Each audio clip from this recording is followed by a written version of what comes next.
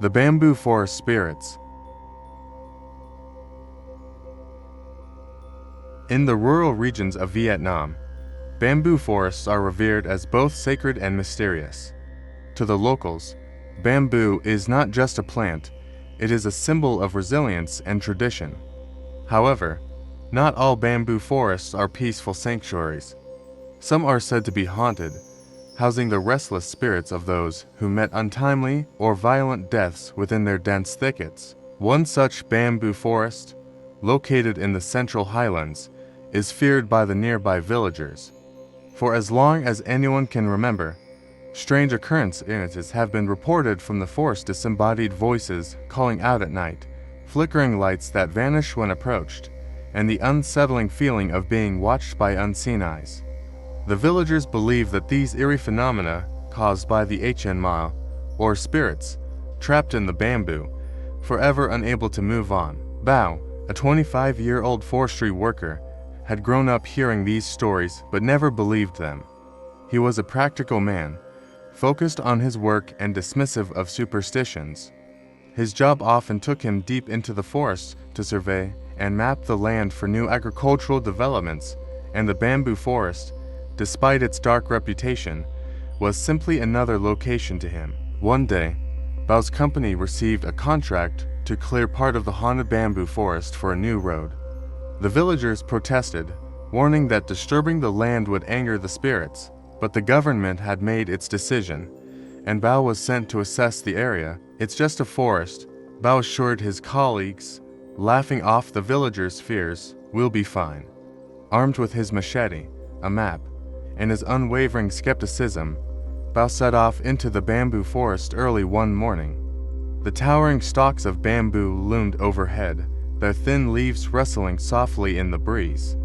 The deeper he went, the quieter it became, until all he could hear was the faint crunch of his footsteps on the forest floor. As the sun began to set, Bao realized that he had lost track of time.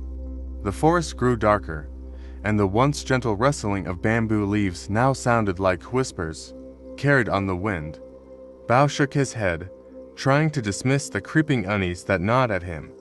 He decided to finish marking the area and head back before nightfall. But as he prepared to leave, he felt something, a presence, cold and unsettling, thus behind him. Bao stopped in his tracks, his heart beginning to race. The bamboo forest, which had once felt tranquil, now seemed to pulse with an unnatural energy. The feeling of being watched grew stronger, and the soft whispers he had initially ignored became clearer, more insistent. They weren't just the wind. "Who's there?" Bao called out, his voice betraying his unease. There was no reply, only the persistent sound of whispering, as if unseen voices were conversing just out of earshot. He quickly packed up his equipment, trying to shake off the sensation. He wasn't about to let a few creepy noises scare him off. But as he started back through the forest, the whispering followed him. It seemed to come from all directions, soft, indistinct, but undeniably human. Bao's pace quickened, his rational mind struggling to maintain control.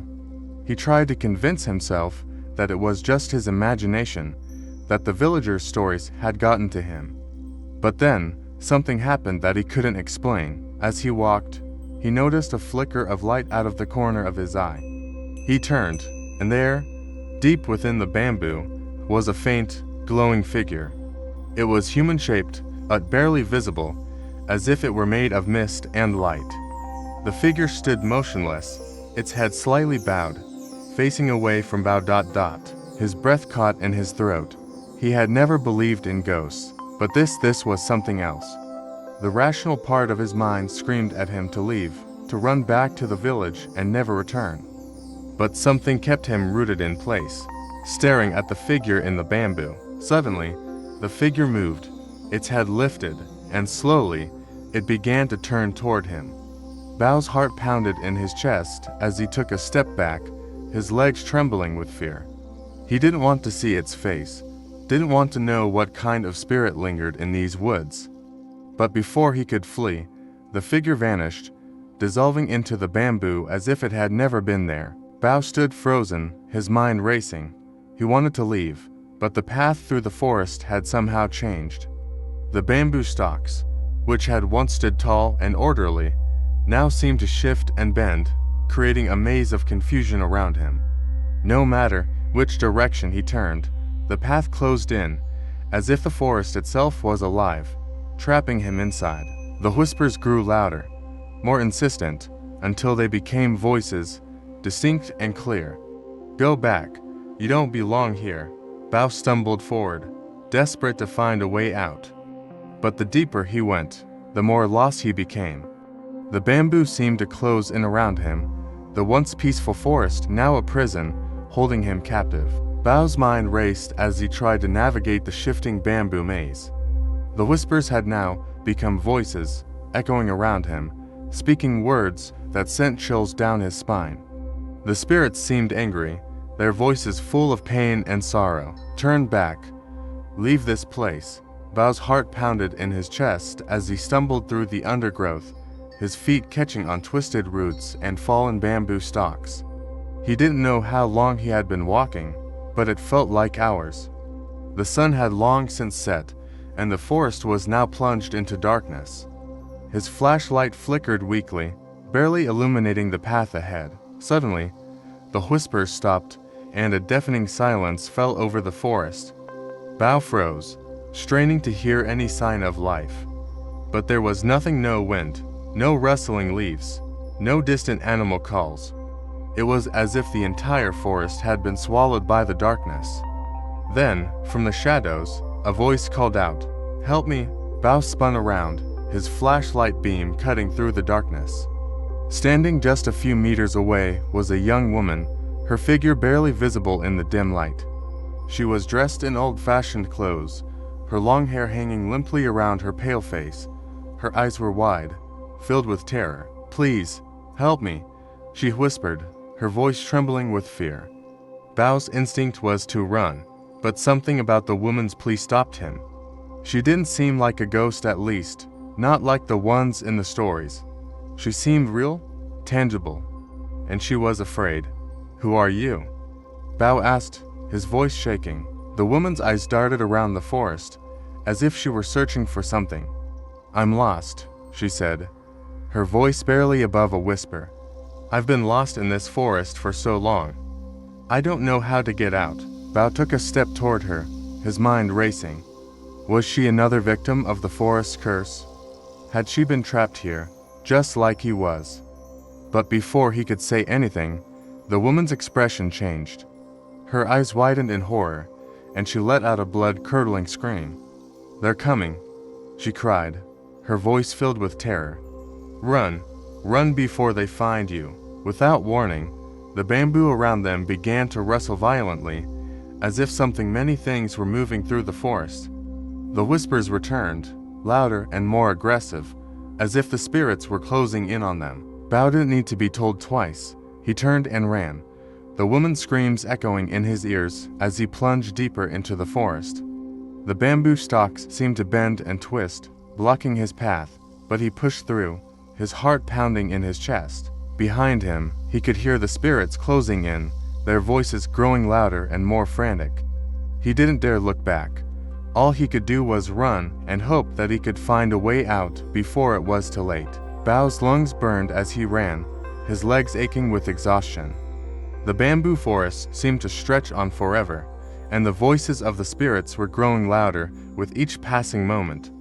The whispers had turned into wails, their anguished cries filling the air. "Leave. You don't belong here." The cold air stung his face, and the darkness around him seemed to press in closer. Every step felt like a battle against the forest itself, as if the bamboo was trying to trap him, to pull him deeper into its heart. Just as Bao was about to give up, he spotted something through the trees, a faint glow, far in the distance. It wasn't the eerie light of the spirits.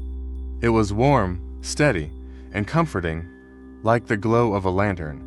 Hope surged through him, and he pushed himself harder, running toward the light with every ounce of strength he had left. As he neared the source of the light, the bamboo thinned, and the oppressive weight of the forest began to lift.